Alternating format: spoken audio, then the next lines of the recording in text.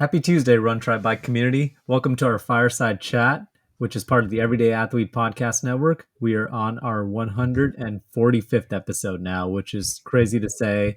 I was thinking about this earlier and don't want to dive too much into this, but April will be 3 years since we launched the Fireside chat show, and that's mind-boggling to me. Probably we'll have more comments about that. I'm sure we'll definitely be celebrating it. But we don't want to hold up too long for bringing on our amazing guest, who's also been a contributor on our platform and has told their how it all started story. Today, we'll be joined by Luis Andarcia, who is a triathlete and the owner of APX Coaching. Luis is originally from Venezuela and grew up swimming.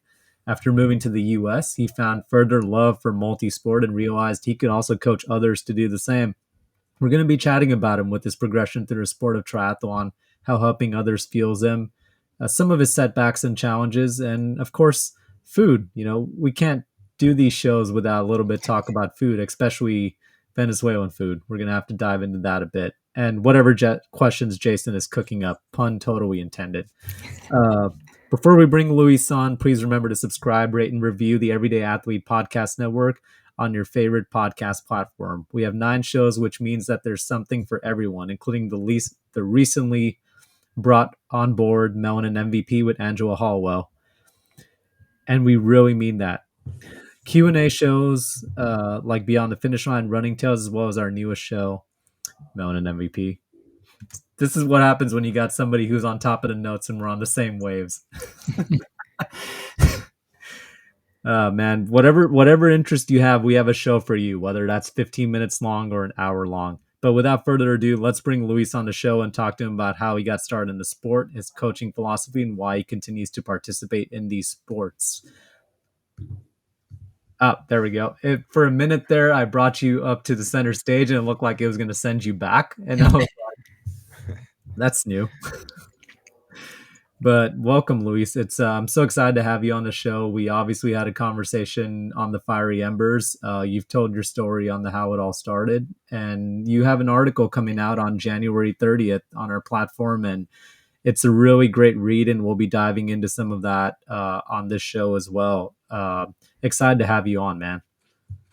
It's great to be back with you guys. Yeah, and I mean, looking forward to our chat. Yes.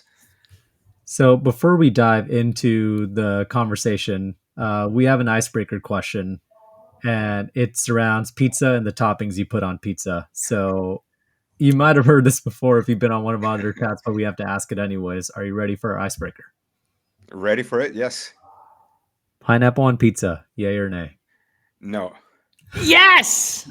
No, he said no. Good, solid no. He's right up there with Morgan Lattimore's response, which was no. No. I think Morgan said something about how this isn't a fruit salad or something. That's exactly what he said. This is very close to that. I love it. It was just a hard no.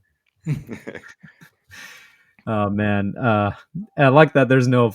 I love that the people who say no usually have a follow-up explanation, and Luis is just like no. Period. Oh, it doesn't. Yeah, pizza. Or pineapple is dessert.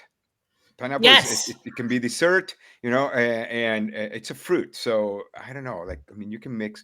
I guess the idea of sweet and savory, it's good, but I have it comes in to me, sweet and savory comes in other dishes. That's right. Yeah, with good fried plantains. That's yes. Yes, there you go. So you know about this, Jason. Yeah, right. The fried plantains, when they're very ripe, they're super sweet. But you put them on the side with rice and beans and shredded beef. That's a beautiful combination. You got to use the right words. Ropa vieja, not just shredded beef. or carne mechada. Carne mechada for us. Right. Yeah. There you go. So yeah. Oh man. Well, sorry, that's good enough. You got the Latinos over here. After going to New York and having fried plantains, that's a good enough reason for me. There you go. So I want to really dive into your story.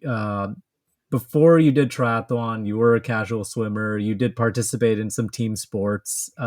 but you were also drinking socially, and you were a smoker for almost 7 years before you started. Correct. And then Yeah. you were in college and you ran into a coworker. So talk a little bit about that journey from basically not being a natural athlete, having those vices, and then making the jump into triathlon in 1992.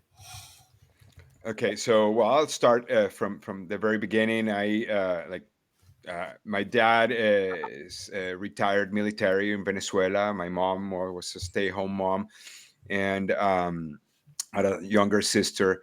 So my dad was always running. He was always running, and like he didn't run competitively, but he ran to just for exercise to stay in shape. And that's all I knew about sport. Venezuela, it's a baseball country. Okay, and I mean, name it, and if it has a Latino name, it's probably Venezuelan, and if it sounds Venezuelan, it's probably because it is a Venezuelan guy. Omar Vizquel, Galarraga, Miguel Cabrera, all these guys, and I don't know. There's like 350 something plus Venezuelans in the major league right now, from minor leagues to all the way to the top. Um, I didn't play baseball. I was in fourth grade. Bad bounce came to me, broke my lips. I'm like, I'm done with this. I used to throw the ball. I wanted the ball to go to first, and it would go to third base instead. So no hand-eye coordination there, and so that was the end of my baseball career. 2000, no, not 2000, I was in fifth grade. Fifth grade, we moved to the U.S. for a year in a military exchange. So while in the U.S., I played baseball again. I played soccer. I played indoor soccer, and I forget what else. I played basketball. Of course, my hand-eye coordination was never on point, and I was just participating, no, not getting any further than that. Moved back in 2000 for sixth grade back in Venezuela, and there was no sports, nothing that I could relate with. Everything was just traditional sports: volleyball, basketball, baseball, and minimal soccer. And my ninth grade year, like, get introduced to cigarette smoking, and I started. I was 15 years old, 16 years old. I was started smoking with my high school friends, middle school, high school friends, and drinking is it's not legal if you're under 18, but like if you're with your family, it's probably accepted socially, and depending on your family, like you can fix a drink for or open a beer for your parents, for your uncles, and that's the way it goes in a family. It's not like you're going to a bar at 15 or 16 years old. um then well that I started drinking socially. Friends go out, we buy a case of beer, no problem. Everyone's playing dominoes, and we're just drinking.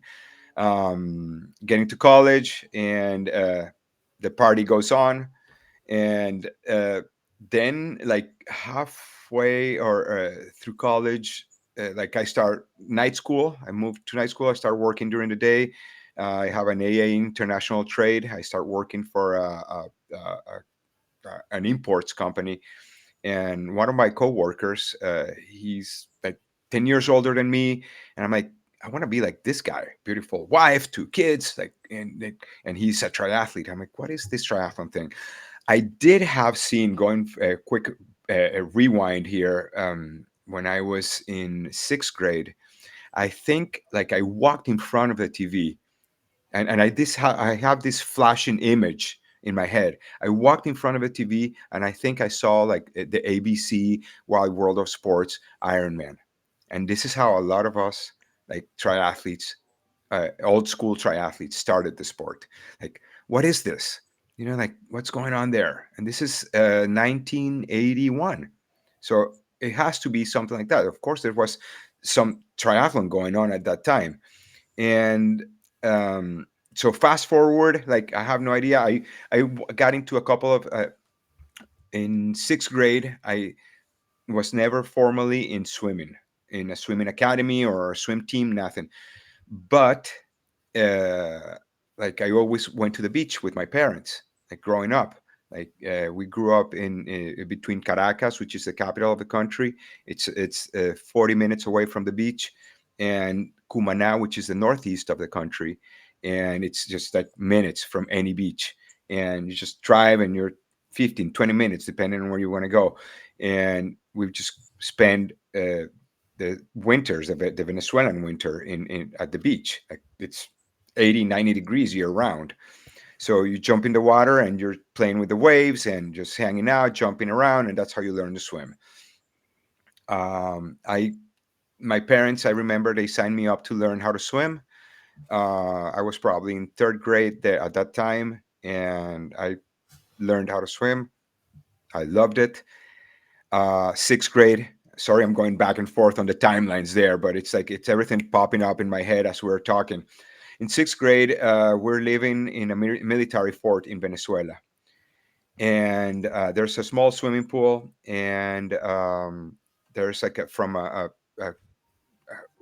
it was from like a bigger city that was close to the fort. I think this is where the story is going more or less, or I'm not sure if it's 100% accurate, but someone brought in a bunch of kids from another city or another vicinity and said, let's do a swim meet, and I'll come and train you kids from the fort. It was like eight of us between the ages of 7. I was probably 11 at the time, 11, 12, and the older one was probably 14 years old. And they brought the team from the other from the other vicinity. They gave us like a month training, and I swim. So I've signed up for the 25 free, 25 back, and 25 breaststroke. I didn't know how to swim butterfly, and I win the 25 free. I went against the other kids, like and I win the backstroke, and I think I was like second on breaststroke. And you have a question? Yeah, so you're going through this as a kid and you're winning, and you said you met a coworker as an adult who was in triathlon. Were Yes. you, when you talked to him about triathlon and you found out that it had swimming involved in it, because you said you didn't know what triathlon was that like a light bulb moment when you were like, look, as a kid I won, I was swimming all the time, like I can do this sport too? So it was like it was a cool thing to do also. Like Okay. the cool guys were. So this is the time when the X Games started. Uh-huh. I don't know if you guys are old enough to remember when the X Games I'm started. old enough, Luis. I'm 51 years old, so I remember 1981 and the ABC Wide World of Sports and Al Michaels. So yes, so like X Games. So there's uh, triathlon was not an X game sport, but it was a new sport Yeah. to a lot of us, and there was mountain biking also, and mountain biking was getting into all this realm of new sports coming in, and I'm like, I mean, mountain biking requires a little more skills, and I'm not really like good at it, but I do enjoy. And we used to go. This is now like I'm gonna jump fast forward because during my high school, middle school, and high school years, there was no participation in sports for me. And so going back to your question with my coworker, like I had an idea. It was swim, bike, and run, Okay. but like exactly how it was, like I never seen one live. You know, like what is it? Does it entail? What do I need to get started? So he tells me, well, there's a pool close to our office, and you can go there on our lunch breaks, and I'll go with you. We'll swim together. Um, uh, uh, if you want to start doing it, I suggest you get a mountain bike because if you don't like it, you can still ride your mountain bike. Yeah, Smart. and then yeah, that was like, that's what I tell people that are starting the sport these days. Up to these days, I tell them that, like, don't spend all your money in a super Hmm. expensive bike. Like, just like go for something that's entry level. If you like it, well, put more money into it. But if you don't like it, just that you have that bike that you can use Yep. for other things. Um, I was going on mountain bike rides because Caracas has a very beautiful mountain range. It's a national park, on the north of the city, and I used to live 10 minutes on the bike away from the best trails for mountain bike. And every full moon, we would go. This is before we had bike lights and stuff like that. We would just go because it was full moon, and the light from the city would just help us also with the seeing what was around. And it was amazing to go on those mountain bike rides. So I'm thinking that I don't have great bike skills at that time, but I'm doing these night rides with these guys.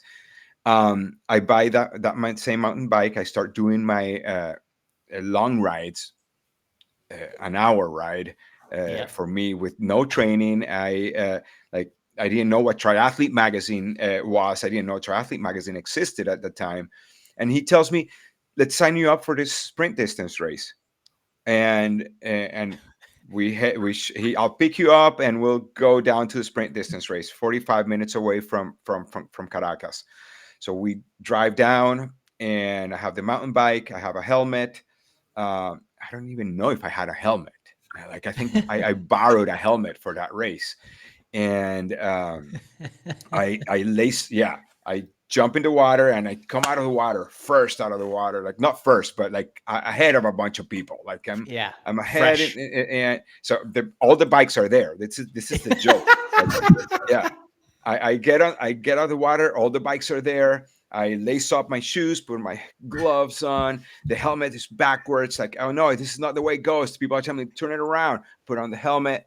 I put a t-shirt on and my speedos, and I go, boom, and people start passing me. I'm like, like, this sucks. This is not fun. And then I rack my bike, and all the bikes are there again. Like, how did this happen? Yeah. So everyone that I pass in the swim passed me on the bike, and so all the bikes are there, and I get off my bike and I can't walk. Yeah. Oh, I'm like, yeah. this this is the weirdest sensation I ever had in my life. Like, my legs are not responding, and this is only a sprint distance race, Right. right? So yeah, it's 20K on the bike. Yeah, and I get off Yeah, the but you're bike, on a and mountain bike. There's a yes, lot of resistance. that's true. Yes, yeah, yeah. Like, it's funny because I bought this bike computer, and the bike computer was in miles, and it was always 13 miles per hour. I'm like, this thing, like, I didn't know it was in miles. I thought it was kilometers. I didn't know Yeah. what it was. Like, this is like, I mean, we're in kilometers over here. I'm going at 13 something over here. This is super slow. Like, if I ride at 13 miles per hour right now on my tri bike, I fall sideways. Yeah. And not to mention, you went from a fat tire like on a mountain bike to the slicks that you're rolling on now, I'm sure, too. Exactly. Yes. Yeah. So, yeah, it was like, but the Um, good thing, like, I finished the race. I didn't finish dead last, and I started to get in uh, the whole community of triathlon then, and starting to meet new people. And I said, like, I want to do this again, and I'm going to do it better next time. Yeah. And I think about it, and like, it it brings tears to my eyes, and makes me my throat, like a knot in my throat, because after 32 years, I'm still wanting to do it better. Yeah. It's that passion, that excitement of the first time. Every time I go to a race, even though I've been doing this for 32 or more than 30 years, I'm like, I say it's 1992 when I started, and I'm pretty sure it was around that time because I don't keep track. Like, I haven't kept track of how many races I have done in all these years. And I was thinking about this the other time, a few nights ago. Like, if I go on Athlinks, they will know how many races I've done here in the US. Right. But how about the races that I did before in Venezuela from 1992 to 2004? Like, all the sprint distances, all the Olympic distances. And I remember a handful of half Ironmans, always racing in Venezuela. I never raced outside Venezuela until I moved here. But I always go with that same passion, and like, yeah, it's When and you, exciting. when um, you, I'm sorry. Go ahead, Jason. I was going to ask Luis, when you first started participating in racing and triathlon, Did you have a sport that you loved to do out of the three? And over the course of that time, has it changed to today? Where is it a different sport and why? Well, so if like a little fast forward after I started after I did that first sprint, I like the a good group of of the triathletes of the community that I knew was swimming at SI at San Ignatius in Caracas, and only if you had if you were a San Ignatius graduate or if you were a triathlete, you were able to swim there. And if you knew someone that knew someone, you know, like okay, you're a triathlete and you're with a team, you're going to swim with the masters. And well, what's your commitment? You have to swim with a swim team and compete nationally with a swim team. So we had to do 3 swims a year with a swim team, and this was like we would travel the country and go. It was in April, it was in June, July, and then in September, something like that, October. And of course, I started loving swimming more than anything else. I was swimming 5 nights a week. We would meet at 5:30 at the pool and start doing the dry land training, and then we would jump and swim 27, 3,000 meters. You know, like and every night, and I got really good at swimming. I did this for 5, 6, 7 years in a row, and the bike, I always struggled on the bike those years, but I knew that I had to work on it, and I started getting 80 kilometers, 100 kilometers rides on the weekends. And then running, I wasn't running much. I was doing only short distance, so I was running 20 half marathons at the most, and always with that, I always had that old school mentality of like doing sprints, Olympics, and be more like aware or be careful with the longer distance because you can get injured. Hmm. You know, that was the thought at the time. At least what I learned. I used to collect triathlete magazines, and like I would rip the pages like with the training and stick it. Like I think I talk about this in my article. Like I would paste the pages on my closet, like the closet door, and this is the training for this week, and this is like 12 weeks to a sprint distance, 12 week to Olympic distance, and like okay, this is where I am, and this is what I would do, and of course we had the masters coach tell us what we're doing during the week, and all the triathletes were doing the same thing. So why not? Why vary from that? And yeah, so I was coming out of the water always in the top 5 of my age group, top 10 of my age group, and then I would fall to like 20th in the age group. And yeah, the age group in Venezuela, I mean, it's a small triathlete community. It was a small triathlete community at that time. It was like 300 triathletes, 400 triathletes nationally, and the races were small most of the time. So coming in the top 5, it was a very competitive. I have to say, I only got on the podium once in my years in Venezuela, and then it was always I would always be fourth or fifth in the age group, and it was always the top 3 guys the same time. And the only time that I was about to like I was not fighting for second place. I was a solid second place in my age group. It was a half Ironman, and I missed the last cone Oh, on the turnaround before entering the final shoot, the yeah, and the finish line shoot. And like the guy that was coming in third place said, "You missed the last cone." I'm like, "What?" oh, Yeah, I'm like, "You were like 30 seconds behind me," and he's like, "But you missed it." Like, yeah, okay, you're disqualified. Yeah, so yeah. Those are the uh, rules. that was the rule. And I mean, as the rule is, as an athlete, you have to know the course. Yeah. So yeah, and that was my fault. So I guess that's a little thorn still in my in my chest there about that race. But yeah, then I came here and kept racing and got better. And yeah, but I don't want to keep babbling. Just yeah, Yeah. yeah. If you have more questions for me, Well, you mentioned like, okay, well, that's like, a mental thorn. You've also dealt with some physical injuries and setbacks over the years. And I sort of think this ties into the question of like keeping your passion for the sport. You've been doing triathlon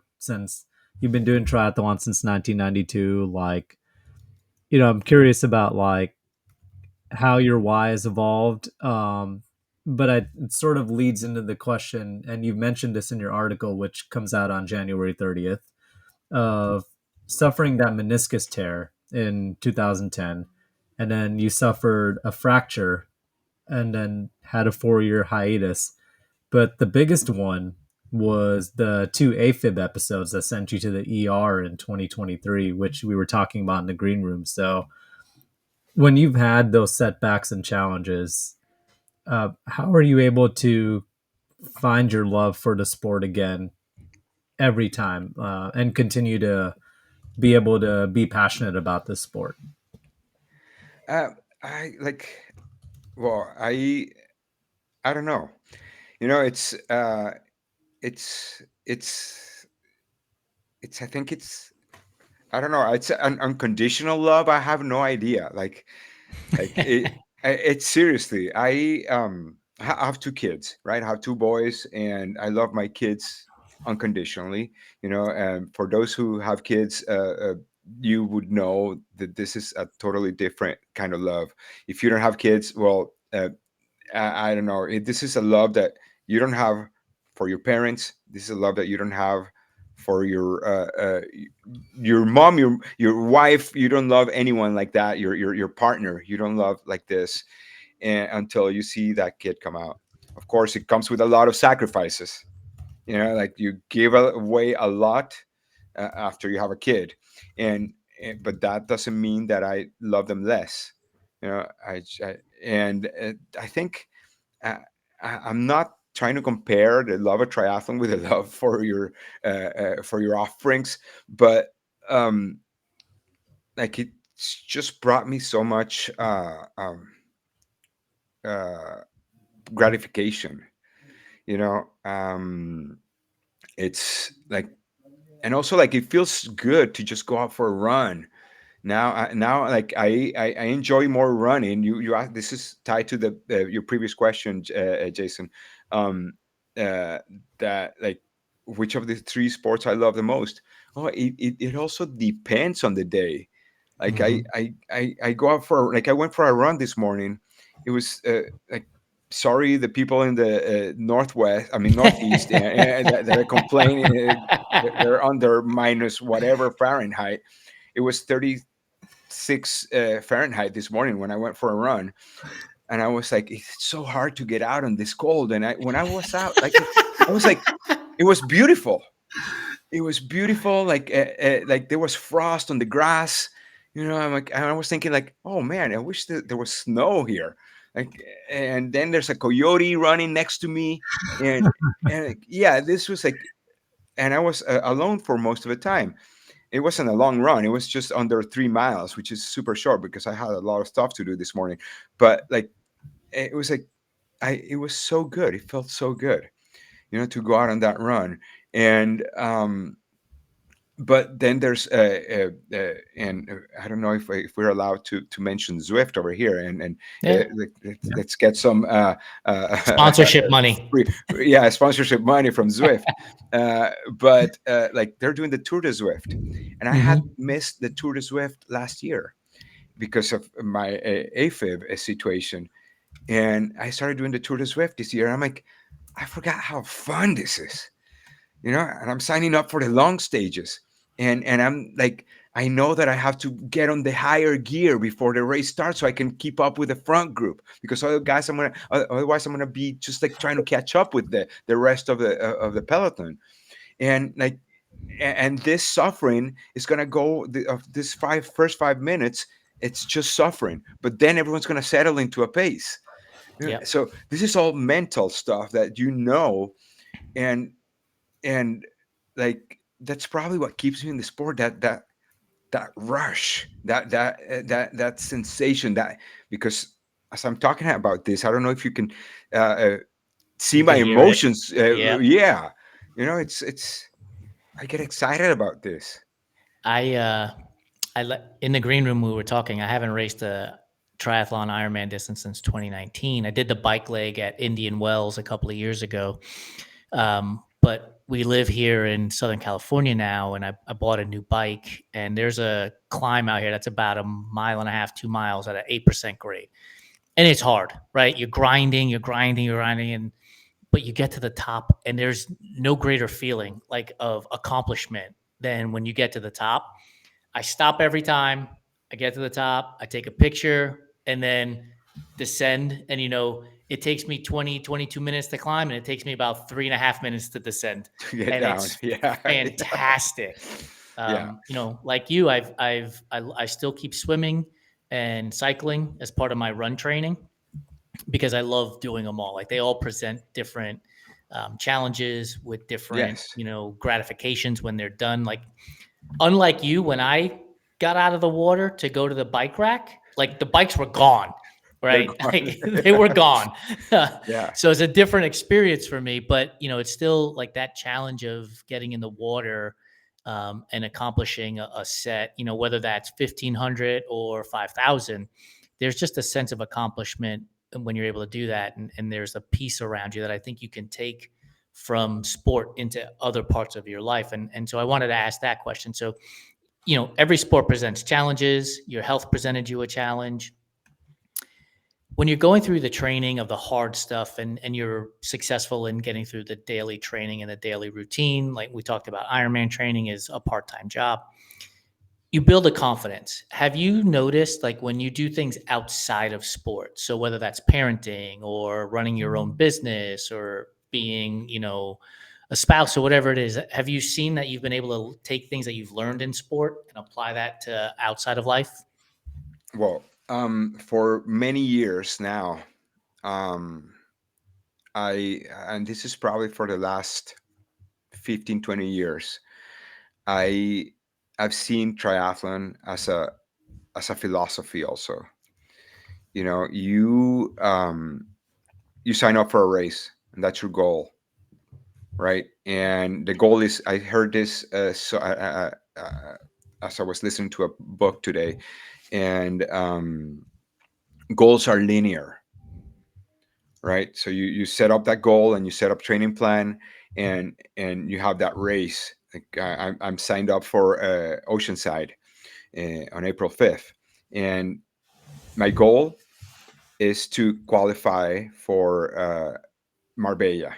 I want to go to Marbella this year, and there's a plan, but things can happen, right? And get sick, you hopefully not get injured, and but or a trip comes by, or something happens that you need to like change your training in a certain way, and you get to race day, and you prepared or not, you have to do it, and you don't qualify or you qualify, right? And same thing with life, like uh, it's like you want to buy a house, you want to get married, you want to have kids, and it's the same way, and you want to raise your kids in a certain way, and you want to have certain relationship with your wife. I'm divorced twice now, so it's like things haven't gone exactly the way I planned, but I'm still here, and I'm rebuilding again, a new plan, new training plan, new life goals, and and it's the same thing. Like I think it's totally uh, trans transla- translatable. I don't know if that's a word, Yep. or you can Yeah. totally like go on in parallels, with Hmm. triathlon training and your goals, your financial goals. Like you're gonna have hiccups, in those goals, but what you got to learn how to get up again. Yeah. You get up again. You got it flat in the freaking Ironman. And what are you gonna do? Are you gonna retire? Like this is another race that I was aiming for podium, and it's just like it was I think it was 2019. I'm at the Marine Triathlon, the one at McNear's Beach, and like I'm out of the water, like one of the top ones out of the water overall, and I was in super great shape that year, and that's the year that I had the hip fracture, and then I'm like on the bike, and I'm like, it's just an Olympic distance. This is my thought before the race. Mhm. I've been doing this for so long. If I get a flat, I'll just, I'm not gonna get a flat. That's my thought. But if I get a flat, I'll just don't finish. And I get a flat on the back tire. I get a flat on the back tire. People from all age groups stop to help me, and I have deep rims, and I have nothing that can help me. Nothing can Yep. help me. Yeah, I like nothing. There's nothing that can help me if replace that tube. Mile 20 of the bike. I get on my bike. I start walking. I carry the bike. This is not gonna work. I'm gonna be too far back. And I get on the bike again, and I just lean into the front of the bike, and I start riding, putting all the weight on the front, and I made it to the finish, and to the transition area. I got on my running shoes, and had the second fastest run split in my age group. And so this is like, what's your goal? Like, Yeah. do you want to finish? Where do you want to go? And somehow, no matter the circumstances, you're gonna, if you want it, if you really want it, you're gonna get there. I'm going to ask a That's follow-up question to this sure. because it's not a serious question. So in the green room, you talked about pumping up your tires and the tube popping and the sound is frightening. So which sound is worse to you, when you pop a tire as you're inflating it, or that sound when you get a flat and No, it's like that's the worst. I Because bet that the, one's like, no, no, no, no, no. exactly, like you look around, and is it me? Is it me? Is it me? Yes, it's me. Darn. And you're in it's the the middle of a race, worst. like that, because again, like as we were talking in the green room, like I was in the transition area, so I still have some time to fix it. It's not racing ball, and it's an Olympic race, distance race. It's like you're gonna lose some time there. Yeah, And if it's an Ironman, you're gonna lose some time, but you should be you can make it changing up in this an tire Ironman. Yeah, under 5 minutes. yeah. Like you should be doing this under 5 minutes, if you're, or less. Like, yeah, it should take you. You should be changing a tire really quick. But when you have So those deep rims and um, the tubes and they're trying to get all that stuff out on those deep rims, it's such a pain in the ass, man. And then you start to get nervous and trying to get it all out. It's yeah, hard. but you got to practice that too. That's part Yeah, of your you do. training. Yeah, Yeah, that's part of it. absolutely. Yeah, I have my athletes do that. Like, you got to change your tire. Learn how to change. You don't know how to change your tire. I'll come and help you. Yeah, But we gotta deflate that thing and put it back on, and make sure you have extra ones, because you don't want to pinch it. and know how to use your CO2 cartridge properly, because people Exactly. will use the CO2 cartridge and it won't fill anything up, and now you're screwed again. Yes. Yeah. Yeah. Yeah. Carry two CO2s and two tubes always. Yeah. Here's another thing that I Okay. will impress upon triathletes. One of the things that I did is on the down tube, I would put two pieces of black electrical tape on the down tube, so that in case anything came apart or you needed to do something, you could just peel that black electrical tape and hold things in place for a little bit of time, hopefully. That's a good tip. Um, yeah, Yeah. but that's the stuff. Like if you're not experienced with this stuff, talk to guys Yes. like Luis, talk to guys like myself who've been around these sports, because more than likely we've experienced, a majority of these things, or we've participated in events with others who have experienced a lot of these things. Yes. And that's how you learn and grow in this sport, is by communicating with each other and working with each other to figure this stuff out. And like, on one thing that you mentioned, the electrical tape, I carry, like, not, this is not snack money. Okay, this is like, I carry like $1 or $2 Yeah, single bills. Like, if you don't have anything to patch your tube, you that's right. put that dollar bill there, and that will hold. If it Yep. cuts the tire, like, that will hold the tube inside. Yeah. Yeah, Yep. that's one of the best things. Yeah. It's just crazy hearing Yeah. about like all of this is like obviously alien to me, but it's crazy hearing about like all the nuances from experience of like just patch it up with this, just do this, just do that from like the learning experiences. And of all the things I would have imagined, I would not have imagined a dollar before like putty or something like that. Yeah.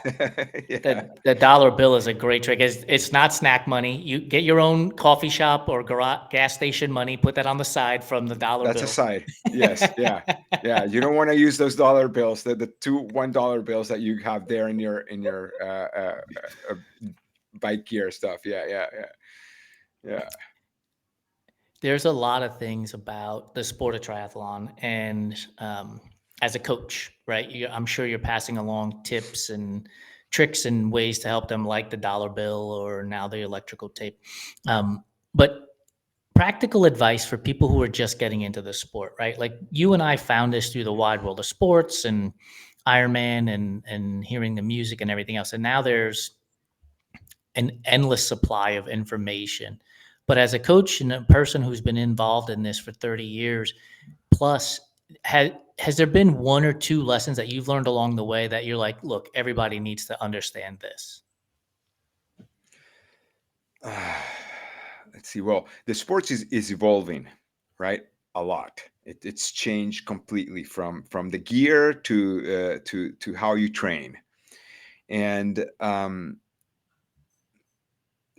like uh, many years ago when I started, I would have said like just follow the guys that know what they're doing, or at least seem to be knowing what they're doing because they're being successful, right, at the races. And what do I mean by that? Well, they're top of their age group, like swim with them, ride with them, run with them. And then I would like fast forward now, like do some more research on like what's a new gear, get the help of other people, like make sure that you're not spending $10,000 on a bike before a race, and then it's your first race, and now you hate the sport, because that's what happens with triathletes, or first timers, not with Mm-hmm. triathletes, with first timers. You either love it or you hate it. Yeah. You do one, two triathlons, and then you're done. Like, oh, I'm not doing that anymore. I did a couple of triathlons, I'm not doing it anymore. Or someone like us, like we're like going like for 30 years plus, and still wanting to do more and more and more triathlons. I want to keep doing triathlons until I probably fall dead somewhere. I don't know, but The, the knock age on group wood, on it's your not that way. the age Yeah, on your it's calf is over. Yeah. 77.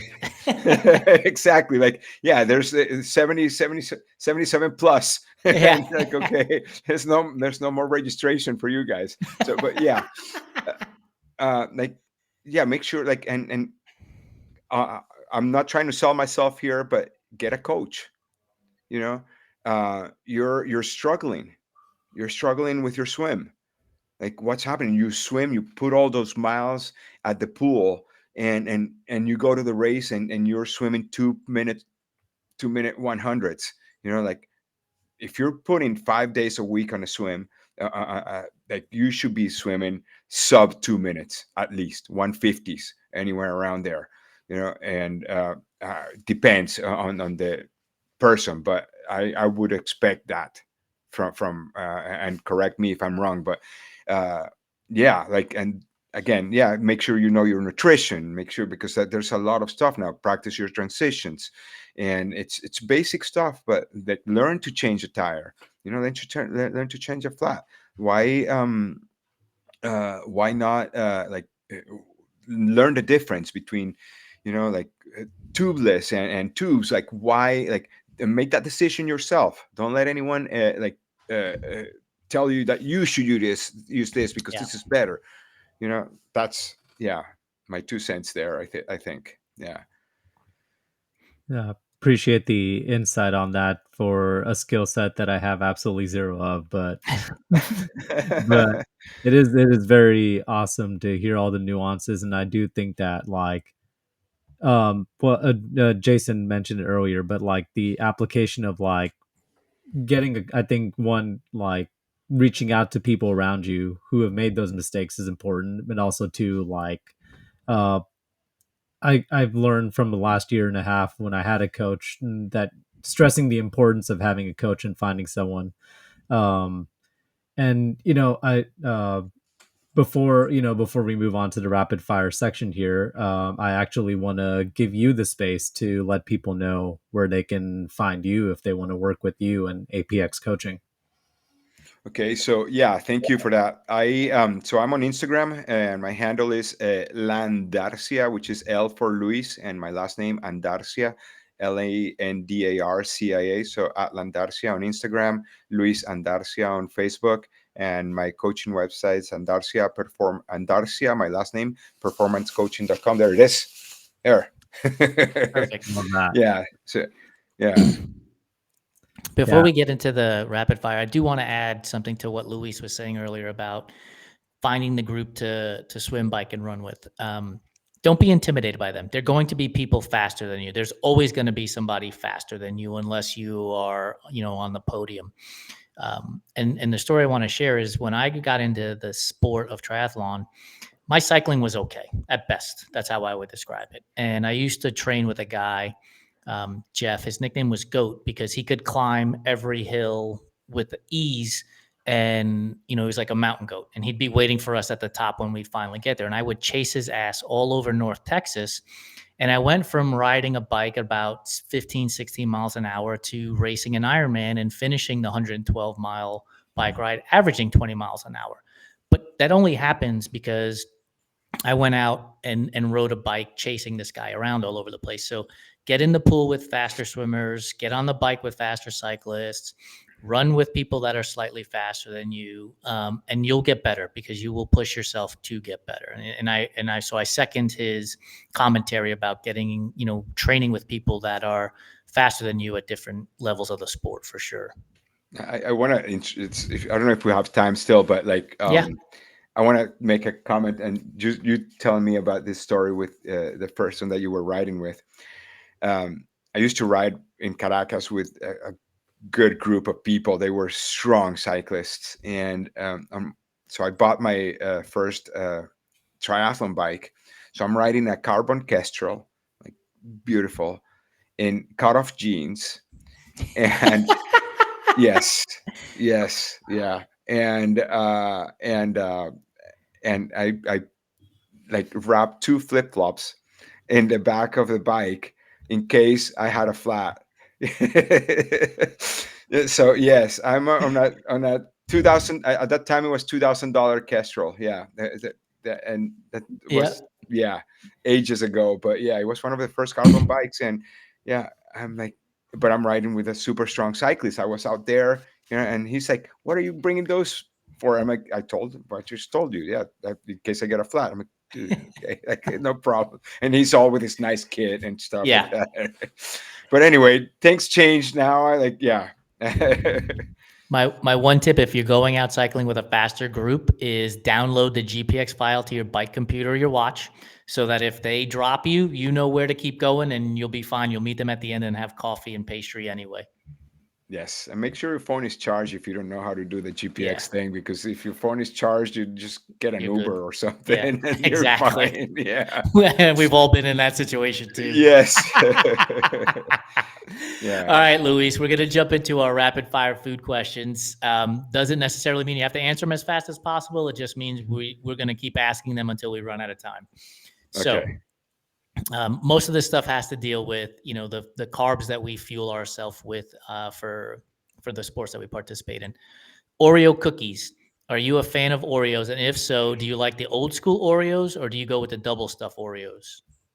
Old school Oreos. And I do not keep them at my house. But yes, I do not, because it's yeah. I can't. I can't. I would be eating them all the time. Like I go with my younger son. We go to the yogurt place, and they have the broken down Oreos, and I just put them on the yogurt on top, and yeah. So yes, I do Oreos. Yeah, Fantastic. and Do the you old like school. Yes. old school Oreos? Absolutely. Yeah. Are you a fan of licorice? No. Nope. All right, so skip that Yeah. one. Yeah. Candy corn. Is candy corn a Nope. real? Nope. No That was licorice, no candy quick. corn. Yeah. That was quick action. That's the only right answer. It is the only right answer. What about Peeps? Are you a fan of Peeps? Are they a real candy? Or are they? That face tells me I don't no. even know what it is. I What love this it. is. I love it. I will describe it in what it actually is, which is a marshmallow candy covered in glittery sugar, Yeah. and they usually sell it around Easter.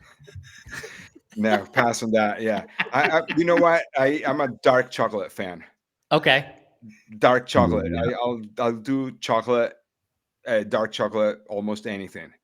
You Dude, know, dark chocolate over milk chocolate any day. I am Yeah. on that yes, boat. yeah, yeah. Of course, I like when I was younger. You like the younger you are, the more sweets you like. You Yes. know, and it doesn't matter. But then your palate starts changing. It's like, oh, dark is it's the best. You know, like, and the less sugar in it, the higher the amount of cacao in it, it's better. So yeah, yeah. But I I don't know like if it. you have more candy questions there. Oh yeah, we've Let's got hear all the it. candy questions, Luis. Okay. But before that, creamy or crunchy peanut butter or nut butter if you're allergic to peanut butter. Crunchy. Yeah, Yes. When yeah. do you make peanut butter and jelly sandwiches then? I do not. I mean, this is like remember I'm from Venezuela, Yeah, so yeah, these yeah. things are like this is not very common in this is stuff that you used to see in the movies. You know, like peanut butter and jelly. This is a U.S. thing. You know, Yes. we don't do that here. We have arepas here. So Yeah. Yeah. Okay, yes, so better. And I'd rather eat that too. What's your favorite stuffing in an arepa? arepa. Yeah, well, oh man, I can have arepa with anything. You know, almost anything. um, I would, yeah, scrambled eggs. You know, scrambled eggs to start. Yeah, for Ooh. breakfast, or a quick dinner. Then I would go to like ham and cheese, just Yeah. quick, and or if you want to go fancy, then you go to carne mechada or shredded beef or ropa vieja, Hmm. and with grated white Venezuelan cheese, which is a little salty and it's a hard cheese, and you grate that on top and with it shredded beef and some butter, and oh, that's yeah, Can't heaven a- on earth. I can't Yes, ask my yeah. next question because I'm drooling already. Well, you're here in the States now, so Yes, I got to imagine it's not as easy to get arepas here in the States. So after I you have a make them at hard, home. Yeah, oh, even better. yeah. What's your go-to recovery food after a hard swim, bike, and run? Okay, depends on what's on the fridge. Like I have leftovers right now, ground beef that I made for bolognese sauce, Oh, and so I would like this is what I did for breakfast today after my run. So I came back from my run, and I had tortillas in the fridge. I had tortillas and I had cheese, so I had some kale. I took my time, right? So I took my time. I had time for breakfast, but it was not much time. I was able to reschedule a client, but I did have a call at the same time, but I could take the call from here. So I didn't have to go to a client. So I had time to make this nice breakfast after my run. So I get home, I had kale, and like I sauteed the kale. I put a couple of cherry tomatoes, make it like all there, sauteed the veggies, put it on the side, threw the meat in to warm it up, and put it on the side, and then threw the eggs, scrambled the eggs while the tortilla was warming up, and melting the cheese, and then put all that together, mix it up with the scrambled eggs, the beef, and the kale and the tomatoes, and put it all in a bowl with the tortilla at the bottom and the cheese, and then grab that thing and chow that. That was amazing. I put some what do you call it? Cayenne on top. Yeah. That's the Uh, only happy ending. I love that you went through all the description. You're like, man, I grabbed that thing and just ate it. yes. Yeah. Chow on that. Yeah. Yeah. What's your favorite flavor of ice cream? Uh, Belgian chocolate double dark. Yeah. Yes. Yeah. uh, do you have a favorite flavor of cake? Do you like cake? I do not like cake, but so I do like the Venezuelan style bread pudding. Okay. Okay, it's a little less it's a little less mushy, it's a little more dense, more bread, but it's still sweet, and you add raisins to it, Ooh, and maybe some people add a little bit of rum, and that's amazing. It's the bread pudding. It's one of my favorites. I like the tres leches, yeah, and I like the quesillo. Or quesillo, it's like a flan, but a little more, a little harder consistency also. Yeah. So yeah, but don't give me any cake. Yeah, any yeah. other cake. Yeah.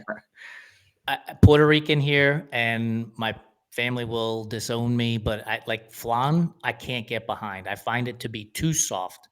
Oh But yes, right. but But the quesillo, maybe it's a little this, like yeah, a little yes. sturdier.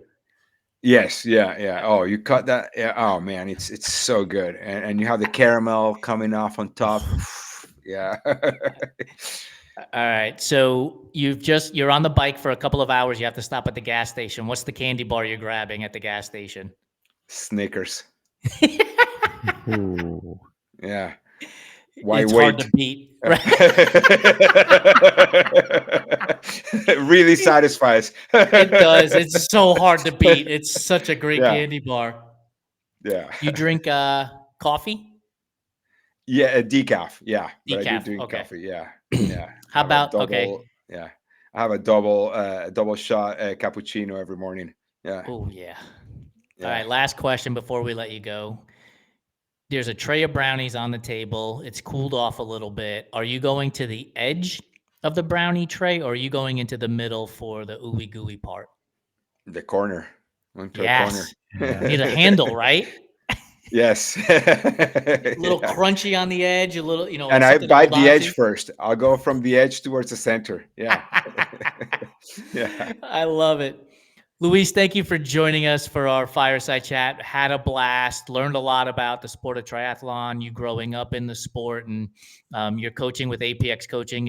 If people want to get in touch with you, make sure you check out his website and find him on Instagram at L Andarcia, Andarcia. Luis, thank you so much for joining us. We'll see you the next time we have you on the show, because we're going to have you back on to talk more food. Looking forward to it. Jason, thank you so much, guys. It was really fun to be here tonight. Thank you. Good night, everybody. Bye. Good night.